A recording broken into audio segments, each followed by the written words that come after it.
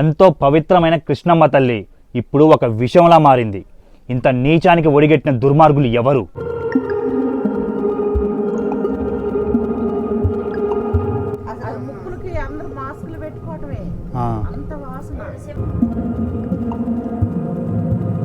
చాలా ఇబ్బంది పడుతున్నారు పబ్లిక్ కూడా. రాలేదు, తాగడానికి లేవు, వాడుకోవడానికి లేవు.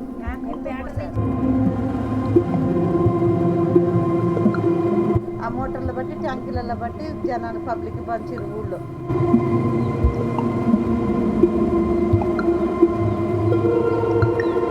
తెలంగాణలో అత్యంత పవిత్రమైన పుణ్యక్షేత్రం మట్టపల్లి లక్ష్మీనరసింహస్వామి ఆలయం. కానీ ఈరోజు ఆ పరిస్థితి ఏది? పుణ్య స్నానాలు ఆచరించాల్సిన చోట ఈ విషమేంటి? ఇది కృష్ణానదియా లేకపోతే కెమికల్ ఫ్యాక్టరీ నుంచి వచ్చిన మురికి కాలవనా? మరి ఇంత దారుణంగా ఉందేంది? నమస్తే, నేను మీ Satish Kumar Bairu. Welcome to my daily news. ఈరోజు మనం ఒక పవిత్రమైన పుణ్యక్షేత్రం ఎలా విషంగా మారిందో తెలుసుకోవడం కోసం మట్టపల్లి ఆలయానికి వచ్చాం. ఈ దృశ్యాలు చూస్తే దైవభక్తి ఉన్న ప్రతి ఒక్కరి గుండె రగిలిపోతుంది. అసలు ఇక్కడ ఏం జరిగిందో పూర్తిగా తెలుసుకుందాం రండి. నేనిప్పుడు గుడి దగ్గరలో ఉన్న స్నానాలు చేసే ప్లేస్లో ఉన్నా. ఒకప్పుడు ఇక్కడ వందల మంది స్నానాలు చేస్తూ ఉండేవాళ్ళు.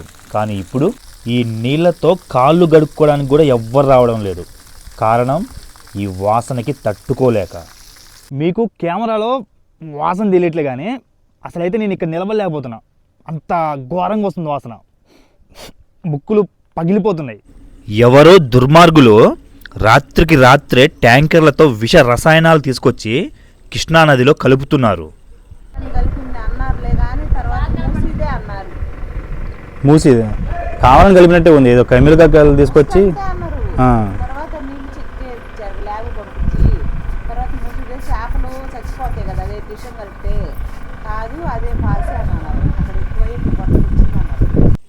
నిజం చెప్పండి, దీన్ని చూస్తే మీకు చేపలు చనిపోవడం వల్ల వచ్చిన మురికిలా అనిపిస్తుందా? లేకపోతే కొంతమంది దుర్మార్గులు జనాల్ని నమ్మించడం కోసం చెప్పిన మాయమాటల్లా అనిపిస్తున్నాయా? మీ ఆలోచనకే వదిలేస్తున్నా. మట్టపల్లి అంటే 32 ప్రదక్షిణలు, 45 రోజులు దీక్షలు. ఎంతో నమ్మకంతో ఎంతో దూర ప్రాంతాల నుండి భక్తులు ఇక్కడికి వస్తారు. నదిలో స్నానం చేసి తడిబట్టలతో గుడి చుట్టూ తిరుగుతారు. కానీ ఇక్కడ ఇప్పుడు అలాంటి పరిస్థితి లేదు. ఇలాంటి నీళ్ళలో మునిగితే పుణ్యం సంగతి పక్కన పెట్టు, చర్మ రోగాలు వచ్చి హాస్పిటల్ చుట్టూ తిరగాల్సి వస్తుంది. ఈ మూలకైతే ఎగదట్టి అసలు ఫస్ట్ వాళ్ళు వేసినప్పుడే అసలు వండలేక వచ్చినాం. ఇక్కడ ఏం వాసన ఉంది. ఎవరైనా కావాలని కలిపినంటారా అవి కెమికల్? ఏం కావాలనంటే మరి ఎవరు కలిపినా ఏం చేసారు, తట్టుకోలేక వస్తున్నాం. ఇక్కడ నెల అవుతుందండి వచ్చి. నీళ్ళు వాతావరణం బాగాలేదు, స్నానాలు చేయాలన్నా ఇబ్బంది. గుడి వాళ్ళకి తట్టుకోలేకపోతుంది. అయ్యగారులు కూడా చెప్పారు స్నానం కూడా చేయట్టు కావట్లేదు. ఒళ్ళంతా దురదలు వస్తున్నాయి. ఎవ్వరు పట్టించుకోవట్లేదు. విలేకరులు వచ్చి పోతున్నారు, తీసుకొని పోతున్నారు. ఇంకంతే. కనీసం ఏ అధికారులు కూడా రాలేదు ఇక్కడికి? ఎవ్వరు రాలేదు. అధికారి కూడా కెమికల్ స్పష్టంగా కనబడుతుంది కదా మనకి. వాసన వస్తుంది, నెల మించి వాసన వస్తుంది. అదే దగ్గరికి పోయి వీడియో చేసినా కానీ మరి ఘోరంగా వాసన వస్తుంది. నెల ముందు చూడాల్సింది. అసలు ముక్కులకి అందరు మాస్కులు పెట్టుకోవటమే. అంత వాసన చాలా తక్కువ వాసన. ఆ పాకుడు అంతటితోటి చాలా ఇబ్బంది పడుతున్నారు పబ్లిక్ కూడా. రాలేదు, ట్యాంకర్లతో పోసారు. నెల రోజులు తాగడానికి కూడా నీళ్ళు మీకు? తాగటానికి లేవు, వాడుకోవడానికి లేవు. ట్యాంకర్లతో పోసారు. ఆ ట్యాంకర్లు వస్తే గొడవ బజార్. ఇక సత్రాలలో మోటార్లు ఉంటే ఆ మోటార్లు బట్టి ట్యాంకీలలో బట్టి జనాలు పబ్లిక్ పంచారు ఊళ్ళో.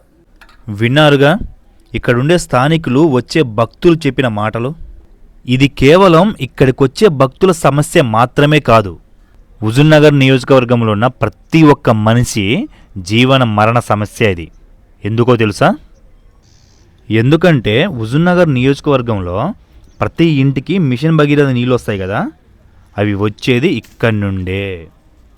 ఈ విషం కలిపిన నీళ్ళు రేపో మాపో మీ గ్రామానికి వస్తాయి, మీ ఇంట్లో కూడా వస్తాయి. ఇప్పుడు చెప్పండి, ఈ సమస్య అందరిదా కాదా?